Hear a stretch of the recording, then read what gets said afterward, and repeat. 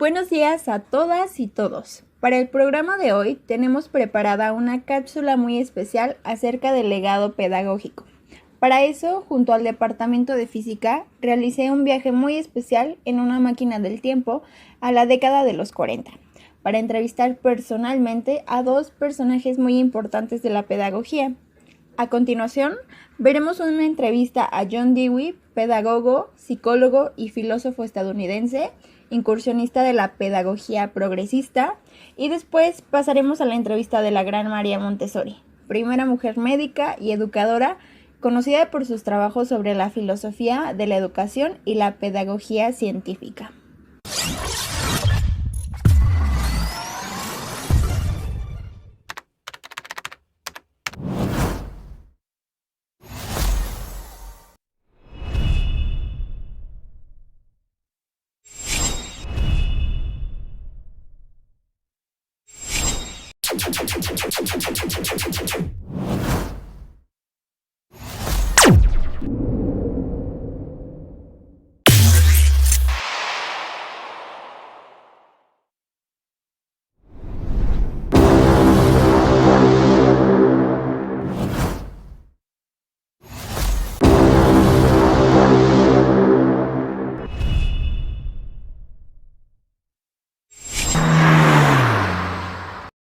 Hola a todos, hoy nos encontramos con uno de los pedagogos más influyentes de los Estados Unidos de América, quien es uno de los educadores más geniales de nuestra contemporaneidad. Él es John Dewey. Hola, mucho gusto. Es un placer estar en este espacio para hablar de algo tan importante como lo es la pedagogía actualmente. ¿Podría comenzar por platicarnos un poco sobre usted, sus estudios y sus intereses? Claro, con gusto. Yo nací el 20 de octubre de 1859 en Burlington, Vermont, Estados Unidos. Soy conocido por ser pedagogo, psicólogo y claramente un muy importante filósofo. Además, soy la figura más representativa de la pedagogía progresista. Después de graduarme como Bachelor of Arts, enseñé varios años en escuelas medias. En 1882 me trasladé a Baltimore y me matriculé en la recién creada Universidad Johns Hopkins. Me dejé influir por el ambiente hegeliano de la universidad y admito que la huella de Hegel se refleja en tres rasgos que me influyen de una manera muy poderosa, las cuales son el gusto por la esquematización lógica, el interés por las cuestiones sociales y psicológicas y la atribución de una raíz común al objetivo y subjetivo. En 1884 obtuve mi doctorado con una tesis sobre Kant y posterior a ello me hice asistente en filosofía en Ann Arbor, Michigan. Increíble la trayectoria y las influencias que ha tenido. Imagino que mucho de su trabajo se ha visto influenciado por su contexto. ¿Podría comentarnos cuál era el contexto en el que se encontraba mientras se formaba y especializaba como pedagogo? Es decir, ¿qué momentos estaban viviendo en Estados Unidos en la segunda mitad del siglo XIX? Claro, algunos de los eventos por los que estaba pasando entre los siglos XIX y XX era principalmente un movimiento pragmatista, además de la movilidad de las fronteras estadounidenses y la colonización de nuevos territorios, la elección de una forma de vida democrática, una estratificación social flexible, son algunos de los hechos del clima social abierto y por otro lado desafiantes, que formaron parte de mi pensamiento y praxis. Viví también el acelerado proceso de industrialización y de crecimiento que experimentaron los Estados Unidos en la parte del siglo XIX y el primer tercio del siglo XX. En relación con todo este movimiento pragmatista y la posible influencia que tuvo en su trabajo, ¿por qué se le sitúa dentro de la pragmática en un ámbito meramente filosófico? Al decir que dentro de mi contexto se vivió en un momento pragmatista y siendo esto una filosofía americana, me sentí de cierta manera algo comprometido con esto de la tarea social y la educativa, entendiéndolo como algo colectivo y no solo individual. Además está asociado a las ideas de cambio, relativismo e inestabilidad. Considero importante también decir que el pragmatismo, eso se caracteriza por poseer una concepción dinámica de la inteligencia y del conocimiento, que a su vez se encarga también de desarrollar evolutivamente relaciones base, como lo es organismo-ambiente, sujeto-objeto, individuo-sociedad, además de que rechaza la teoría de la verdad como correspondencia. Muy bien, siguiendo en el tema del pragmatismo y en base a lo que nos comenta de ello, ¿cuáles diría usted que son algunos de los principales rasgos de este mismo? Yo diría que los principales rasgos del pragmatismo es que lleva consigo el antifundamentalismo, ya que dentro de la pragmática se renuncia a la búsqueda de la certeza. Citando a Peirce, uno de los autores más importantes dentro del pragmatismo, diré que lo que queremos decir por verdad es la opinión destinada a ser acordada por todos los que investigan, y el objetivo representado por esta opinión es lo real. El segundo rasgo es el falabilismo, dado que la filosofía es interpretativa, tentativa y siempre está sujeta a la corrección crítica. Este rasgo de la pragmática anticipa las concepciones del conocimiento científico. Después nos encontramos con la sensibilidad para aceptar la contingencia radical y el azar, lo cual supone el rechazo a las doctrinas basadas en una verdad trascendental o inmutable, tanto de signo religioso como laico. Y ya por último, el carácter social del yo y la necesidad de alentar una comunidad crítica de investigadores, que dentro de la pragmática implica la existencia de una pluralidad de tradiciones, perspectivas y orientaciones que es preciso respetar y tutelar desde un enfoque dialógico y democrático. Sin duda es algo complejo. Ahora bien, ¿por qué es importante conocer primero la aproximación al pragmatismo para entender su obra pedagógica? Es importante porque, como en toda cuestión, resulta no solo necesario, sino indispensable entender y conocer primero las bases de aquello de donde proviene alguna teoría. En este caso, el movimiento pragmático es fundamental porque marca el inicio de nuevas investigaciones, de un gran conjunto de conocimientos que se plasman en algunos de mis libros, y bueno, el hecho de que el pragmatismo considere la práctica como la prueba hacia la verdad. Y tomando en cuenta que yo denomino como instrumentalismo a la versión peculiar del pragmatismo, pues se puede llegar a la conclusión de que las ideas generales son instrumentos que sirven para la reconstrucción de situaciones problemáticas, y por ello es indudable que para un buen entendimiento hacia mi obra debe existir primero una aproximación hacia el pragmatismo. ¿Considera que el ambiente en el que vivió y el pragmatismo realizaron algunos cambios relevantes en su persona y en sus pensamientos? Yo creo que sí. El hecho de situarse y pasar por los momentos antes mencionados me hicieron convertirme en un reformador social insatisfecho con la democracia de mi tiempo. Y bueno, cabe mencionar que sin ser positivista, me formé como un defensor inalcanzable de las virtudes de la ciencia contemporánea. Además, defendí la idea del cambio y del progreso, así como la necesidad de adaptación a las transformaciones sociales derivadas del desarrollo de la industria, del comercio y de las comunidades. Y por último, considero necesario mencionar que además de mi dedicación en pro de la reforma educativa, defendí la igualdad de la mujer, incluyendo el derecho al voto. Ahora bien, adentrándonos aún más a su trabajo, ¿cuáles son los rasgos teóricos o conceptos principales dentro de su propuesta pedagógica? Considero que los conceptos en los que se formulan las creencias son construcciones humanas meramente provisionales, pues tienen una función instrumental y están relacionadas con la acción y la adaptación al medio.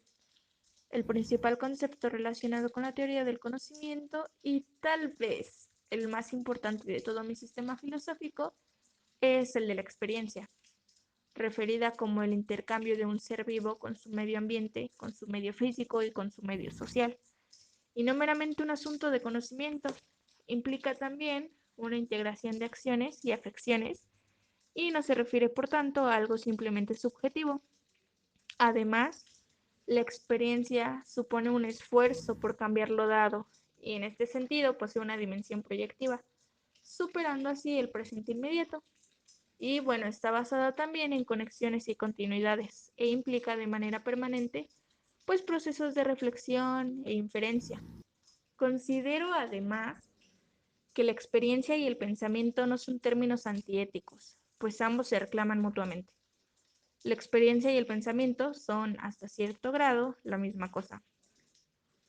La experiencia implica un cierto grado de reflexibilidad y supone 5 estadios: perplejidad, anticipación por conjetura, revisión cuidadosa, elaboración consiguiente de la hipótesis y el plan de acción.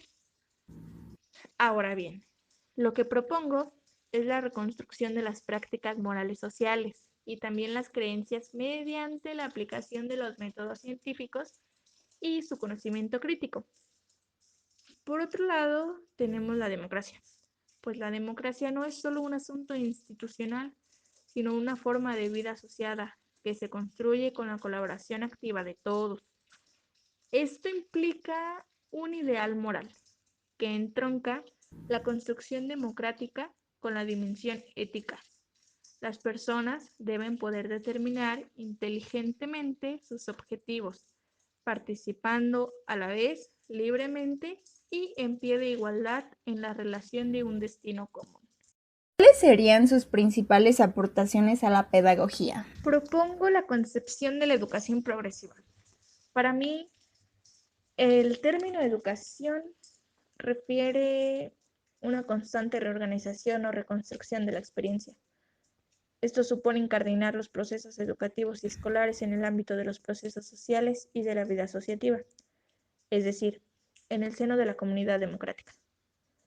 La educación está relacionada con lo común, con la comunidad y con la comunicación.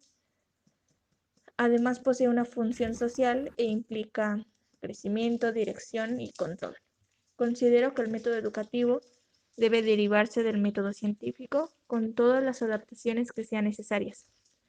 En este sentido, existe un método al que le llamo método del problema, que consiste en un proceso secuenciado a través del cual se plantea el aprendizaje como una actividad de investigación, llevada a cabo por grupos de alumnos bajo la tutela y orientación del educador. Propongo y distingo también entre un método general y otro individual.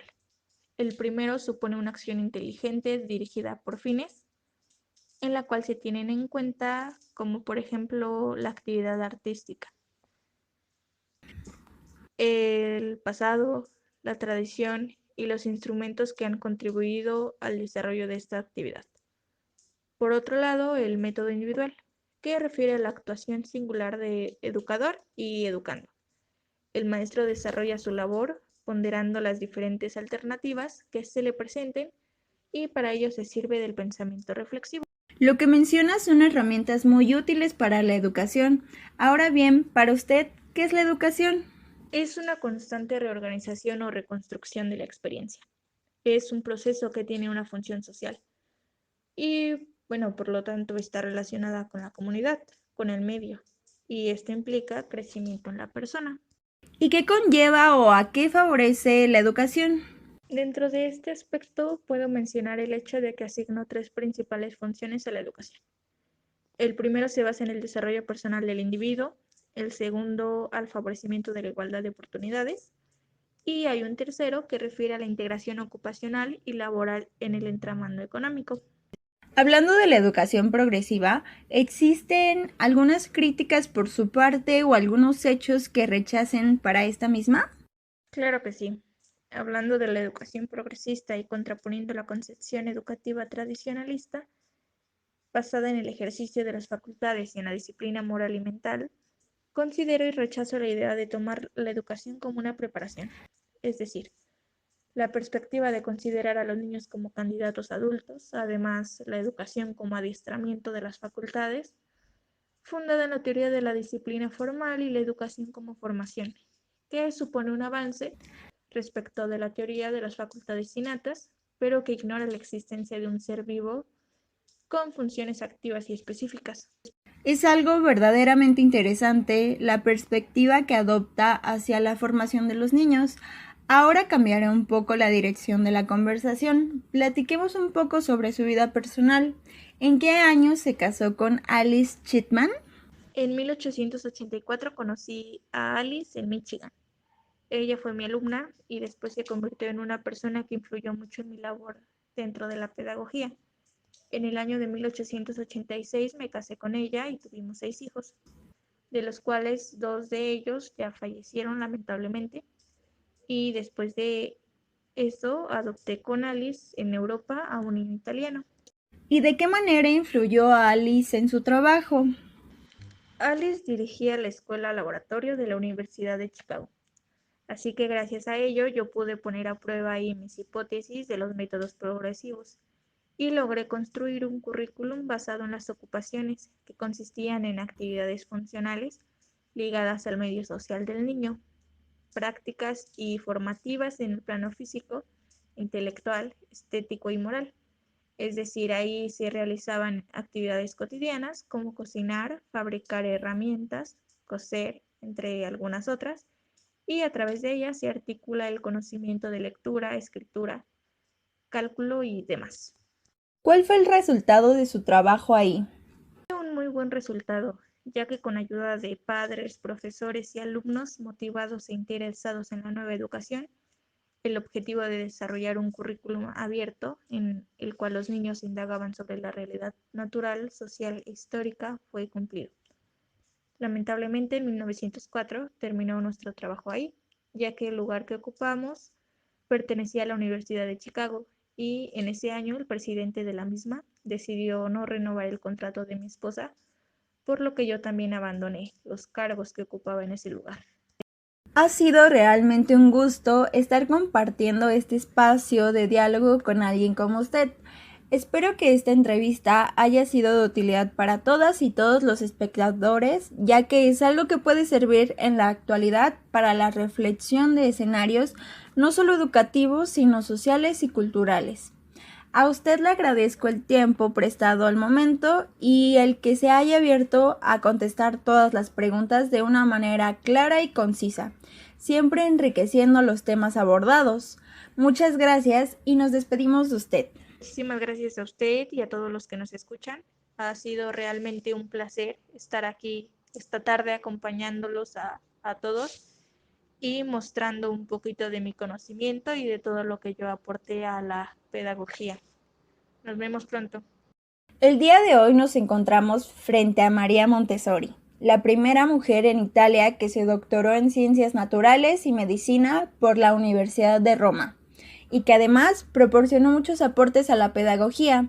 Montessori, es un placer compartir este espacio con usted. El placer es mío. Siempre es un gusto hablar acerca de estos temas, ya que concibo el estudio de la educación como algo imprescindible para el desarrollo de todas y todos.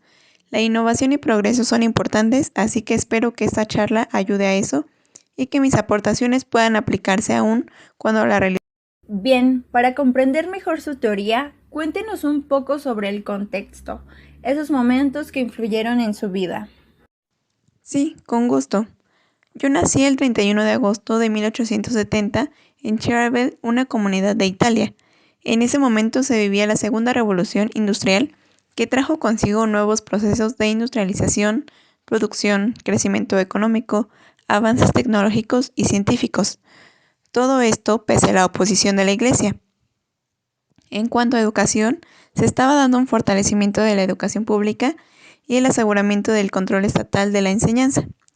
Nacían diversas teorías en la corriente de la Escuela Nueva, y de hecho en 1876 surgió la Institución Libre de Enseñanza de la mano de Giner de los Ríos, que enfatiza la libertad de cátedra, negándose a ajustar sus enseñanzas a los dogmas oficiales en materia religiosa, política. ¿Vivió en esa comunidad toda su vida? No, en 1882 mi familia tomó la decisión de mudarse a Roma, pues mis padres querían que asistiera a mejores escuelas. Ahí inicié estudiando ingeniería, pero después la medicina llamó mucho mi atención, por lo que decidí abandonar la primera. Increíble, ya que usted fue la primera mujer que se doctoró en Ciencias Naturales y Medicina por la Universidad de Roma, ¿cierto? Sí, en 1892 logré estudiar medicina a pesar de la negativa del director y de mi padre, pues yo sería la única mujer en un ambiente pensado solo para hombres. Sin embargo, después el hecho fue aceptado por ambos. Eso es algo que la caracteriza a usted, el alzar la voz ante las injusticias. De hecho, también fue elegida como representante de la mujer italiana en 1896, ¿verdad? Así es, era un congreso feminista de Berlín.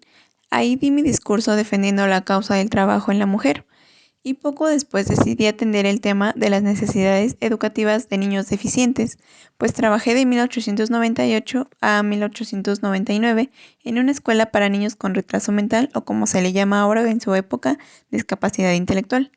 Ahí asistían aquellos niños que eran excluidos de las escuelas normales, por así decirlo, pues los maestros los consideraban ineducables. Entonces, ¿fue a partir de ahí que comenzó la planificación de su método?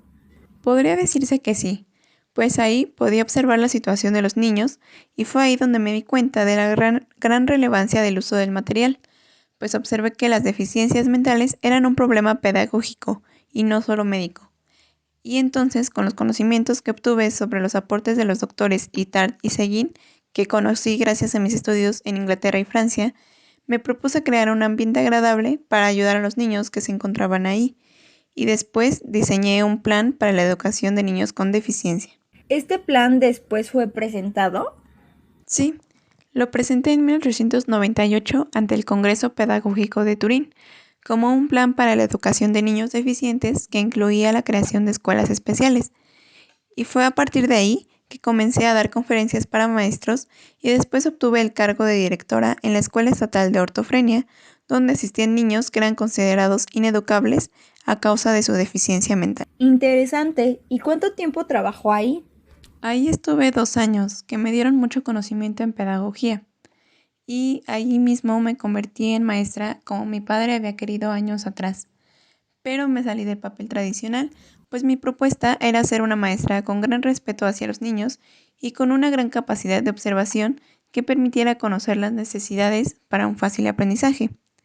Incluso me sentaba a trabajar con cada niño el material que les había preparado con anterioridad y observaba sus avances en escritura, lectura. ¿Fue después cuando abrió la primera casa para niños? Sí, el 6 de enero de 1906 en un barrio marginado de Roma. Ahí comencé a desarrollar mi método que tiene como premisa que los niños son sus propios maestros y que para aprender necesitan libertad y multiplicidad. ¿Podría mencionar algunas de sus aportaciones que su método hace a la educación? Que sí, yo aporto la actividad ordenada y progresiva, la independencia y espontaneidad, la observación de la naturaleza del niño y su sistematicidad. Mi método es predominantemente empírico y experimental en tanto esté basado en la realidad. También introduzco en la escuela infantil prácticas que hoy en día se consideran habituales, pero que en mi época fueron muy innovadoras, como sillas, muebles a la medida de los niños, una hora de sueño en la escuela, salidas al aire libre, materiales lúdicos en el aula. ¿Y en qué estaba centrada su propuesta de la pedagogía científica? Considero que esta pregunta es muy importante porque nos adentra más al método, el cual se centra en inducir la observación y la experimentación del ambiente cuidado y de los estímulos seleccionados, pero libremente ofrecidos. La propuesta consiste en hacer un experimento pedagógico con un material de enseñanza y esperar la reacción espontánea del niño. He aquí lo científico.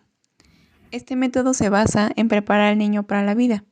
Para ello se facilita un ambiente agradable a los niños dentro del aula para no inferir en los esfuerzos, en su propio aprendizaje y para proporcionar unos materiales sensoriales que ejerciten los sentidos y desarrollen la voluntad. ¿Cómo es el material didáctico del cual propone su uso? Son materiales para que el niño trabaje de forma autónoma e independiente. Deben tener una sola cualidad física, deben ser autocorregibles, deben ser realistas, objetos cotidianos, también deben ser atractivos a los niños para llamar su atención y deben ser accesibles dentro del aula. Bien, ahora puede platicarnos un poco sobre el triple enfoque curricular de su método. Claro, está basado en 3 áreas: el desarrollo de la función motora, el desarrollo sensorial, ejercitando los sentidos, y el desarrollo de diferentes formas de lenguaje, teniendo como principal objetivo que el niño desarrolle al máximo sus posibilidades dentro de un ambiente estructurado que le resulte atractivo. Sus ideas son muy interesantes, lo cual logró que su método tuviera una gran influencia, ¿cierto? Sí, la verdad tuvo un gran impacto en Italia y en el extranjero. Incluso en Estados Unidos, a partir de 1911 se crearon escuelas montessorianas, donde se aplicaban las premisas del método y se destacaba la participación de los padres. Hablando de otras escuelas que siguen otros métodos, ¿qué opina usted de las recompensas y el castigo? Creo que la disciplina que se busca imponer con esos métodos no se obtiene así, sino que ésta tiene su origen dentro del niño. Por lo tanto, por más que castigues o recompenses, no se va a obtener, pues van en contra de la libertad y de la espontaneidad del niño. Si éstas no se respetan, no se puede educar. Al contrario, debe haber una disciplina voluntaria que se obtiene bajo el desarrollo de la conciencia y la responsabilidad. Estas son desarrolladas a través de tareas colectivas. Y esto, por supuesto, es una de las ideas centrales de su trabajo, la libertad del niño. Adentrándonos más a eso, ¿cuáles considera que son las bases de su método? La observación de la naturaleza del niño y la niña, un ambiente que estimule y logre al máximo el nivel de espontaneidad en ellos, el respeto hacia la personalidad, dándole independencia para que puedan desarrollar su aprendizaje mediante las acciones. Y en general considero muy importante el desarrollo integral de cada uno. Entonces, ¿qué papel tienen los docentes y los padres en la pedagogía científica? El maestro o la maestra, además de tener conocimientos, debe tener pasión y vocación por enseñar, pues es quien potencia el crecimiento, la autodisciplina y las sanas relaciones sociales dentro de un clima de libertad y respeto hacia la naturaleza del niño, hacia su forma de ser, sentir y pensar. Los padres tienen una relevante participación en la educación del niño. Ellos, con apoyo de los docentes, van orientando el desarrollo de los... Hace señalamientos muy importantes, ya que la influencia y guía de los adultos es importante y siempre debe de potenciar a las y los niños en un ambiente sano y respetuoso.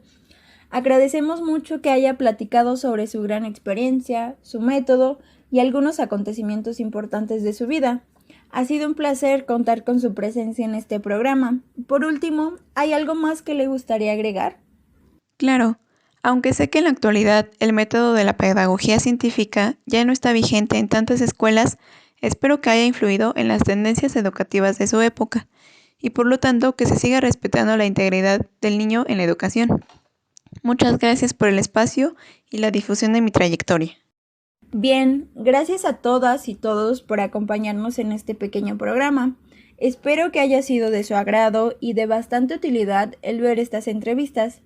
También espero que al revisar el legado de estos grandes pedagogos sirva de reflexión y retroalimentación para la psicopedagogía en la actualidad.